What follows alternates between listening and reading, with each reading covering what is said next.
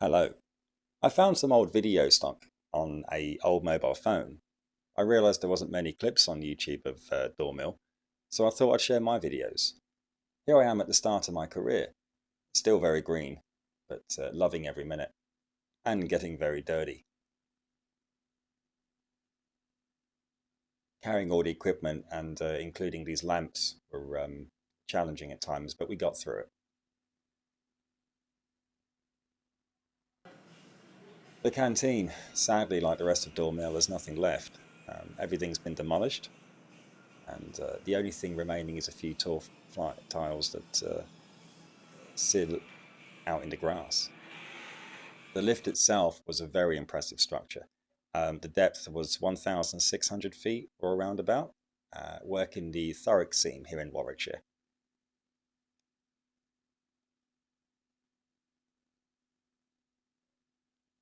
The length of the cable was unbelievable. The building to house it was gigantic. This is the drift mine. It's a train that starts on the surface and goes down the shaft at a 45-degree angle and arrives at the bottom of the pit. It's very dark down there. You get covered in shit.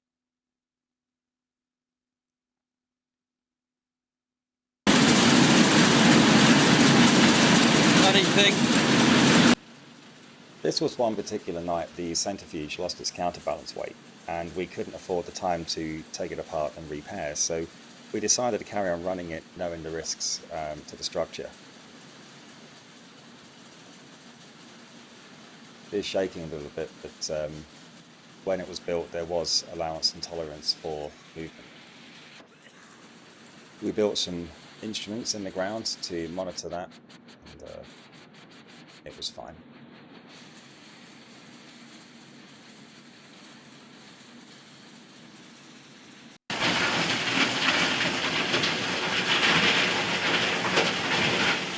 Just a long shaft, isn't it?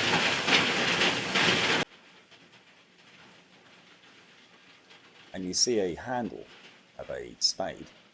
There it is. And that was probably from 1950, 1960. These tools were old. We wouldn't go and buy new ones.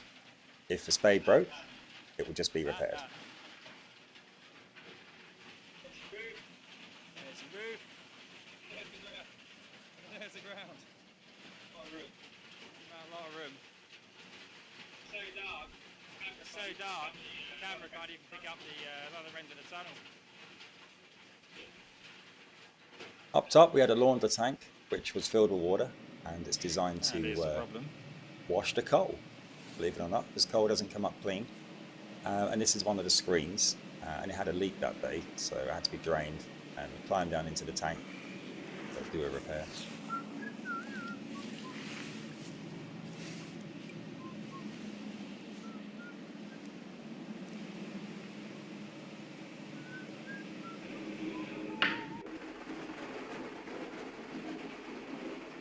This is quite an interesting video. You can see from the light from my headlamp the dust, and there's nothing you can do to escape that. You're breathing that stuff in. Although you're wearing a mask, it doesn't stop it, and that's why we were paid good salary at Daw Mill. Unfortunately, working somewhere like that can, in some cases, shorten your lifespan.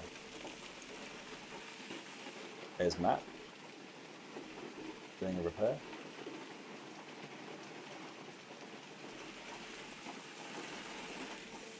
We'd always work in two-man teams.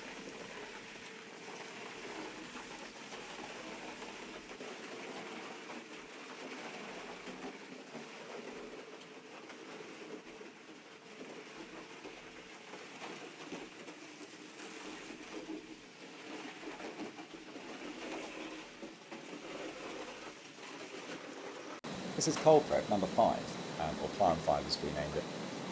There's the top screen as a coal will come up from the top covered in mud, stones and coal. It will go into this barrel, and there's a corkscrew going one way and water goes the other. Of course, coal floats, stones sink, and that's how it's separated. Very simple, and there's cyclones up the top to collect smaller fines. That's a water pump for the launder tank we was in earlier.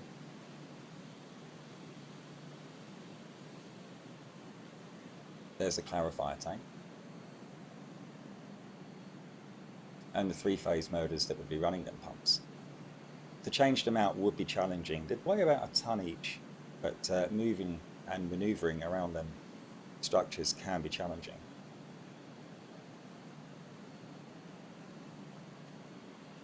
Often would have leaks, and you would see this entire area covered in 3 foot of water and coal mix. And the only way to remove that is by shovel. So often you would be working hard.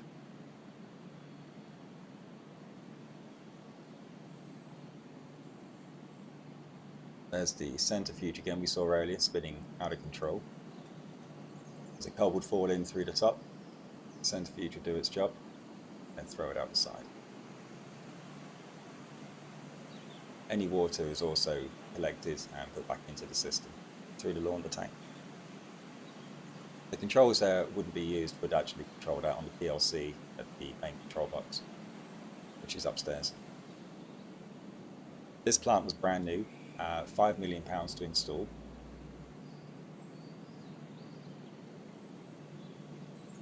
It was designed to recuperate the cost of Daw Mill, as they were at loss throughout the time I was there, and this machine was brought back in to try and recuperate the smaller fines that was being lost through the wash system. So this would be collecting even smaller fines and creating cake.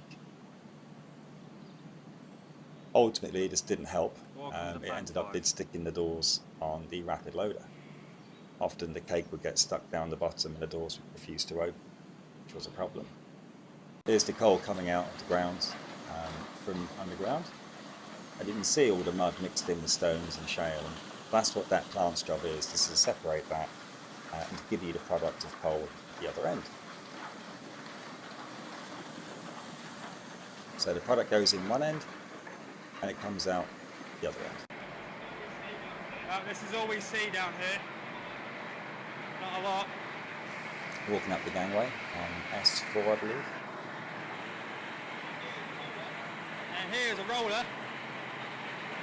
This was towards the end of Daw Mill's days, and coaling was becoming an issue. It wasn't getting much. There was consistent problems with methane gas. As you're coaling underground, you do come into big gases of air. And there's a lot of safety involved to get past that. And the pit was now at such a distance from where the mine was to where the actual coal was to where the shaft. The distance was so far that travelling and getting the coal was the problem. Because the distance it would have to travel is a very long way.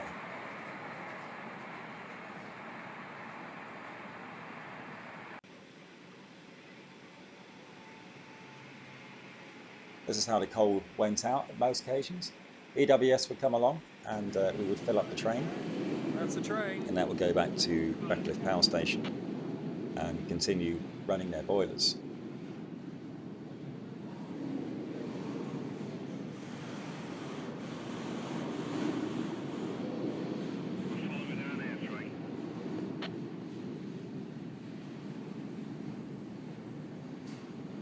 That's about 18 cars so far.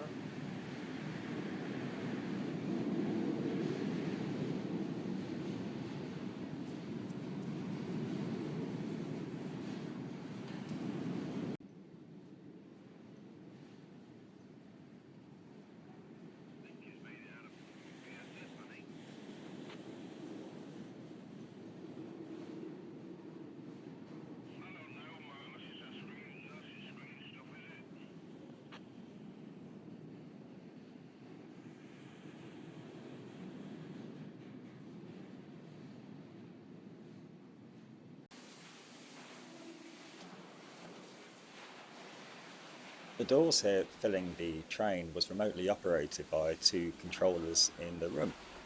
They would be at both ends, and the controls would be joysticks.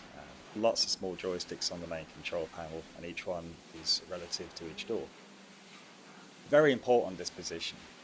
If you open a door in between the 2 cars, you will always derail the train. chances are coal will fall onto the track.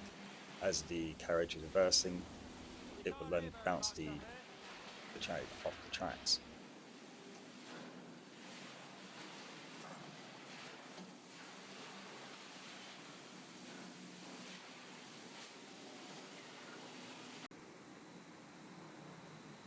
But this was Plant 5's PLC room and all the independent lock-offs for independent systems.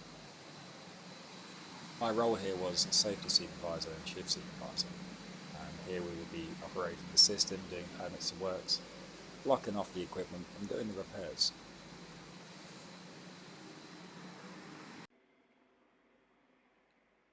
Wasn't always the cleanest environment, but we wasn't expecting it to be. The guys I worked with were all amazing. Fortunately, now we've all had to break up and go off into different things. Quite a few of us had respiratory problems once we left Daw Mill. There's Annis, one of my electricians.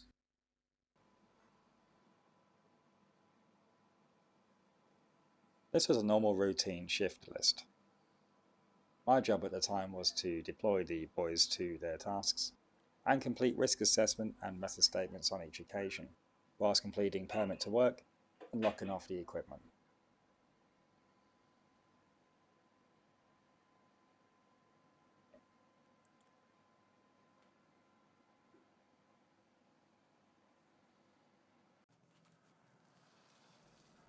Here is an overview of Daw Mill from C1.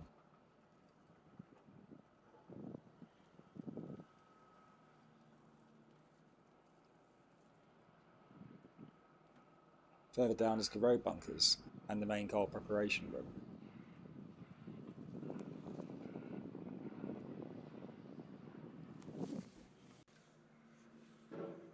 Here is an overview of Plant 5.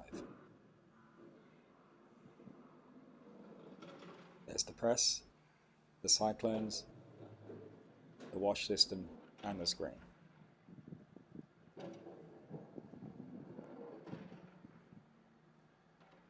They are the road bunkers again.